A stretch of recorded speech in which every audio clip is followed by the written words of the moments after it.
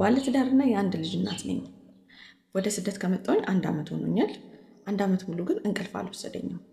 እንቅልፍ እምቢ እያለኝ ነው። ከምተኛበት ጊዜ የማልተኛበት ጊዜ ይበልጣል። ሀገር እያለሁኝ እንቅልፍ እምቢ ሲለኝ ከባለቤቴ ጋር ግንኙነት በምናደርግበት ሰዓት እንቅልፍ ጭልጥ አድርጎ ይወስደኛል። አሁን ግን እንቅልፍ እምቢ ብሎኛል። በጣም እየተቸገርኩኝ ነው። እባካችሁ ምን ታማክሩኛላችሁ? በጣም ከብዶኛል ያለች ነው ማለት ነው። እና ማን ነው ያልከበደው? ሁሉም እኮ ይከብደዋል፣ ግን ችሎት ነው ዋጥ ታደርጊዋለሽ። ገባሽ?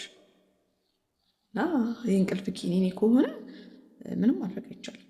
አሁን ደግሞ ስደት ነው ያለሽው። እንደዛ ከሆነ መምጣት አልነበረብሽም። ምንም አማራጭ የለም። አርፈሽ እቅፍ አድርገሽ ራስሽን ውጥርጥር አድርገሽ ስሜትሽን ተቆጣጥረሽ ለጥ ነው ማለት ያለብሽ። በእምነትሽ መክፈት ያለብሽን ነገር በስልክሽ መዝሙር ሊሆን ይችላል፣ ስብከት ሊሆን ይችላል፣ ሙስሊም ከሆንሽ ቁርአን ሊሆን ይችላል፣ በእምነትሽ ፕሮቴስታንትም ከሆንሽ ጸሎት ምንም ከፍተሽ ያንን እየሰማሽ እንቅልፍ ይዞሽ እንዲሄድ ማድረግ ነው እንጂ ሌላ ምንም አይነት መፍትሄ አሁን እዚች ጋር ልንሰጥሽ አንችልም። እና ያላችሁን ሀሳብ አስተያየት አስቀምጡላት። ያው ሁሉም ችሎት ነው፣ አፍኖ ነው የሚቀመጥ። አፍነሽ ተቀመጭ።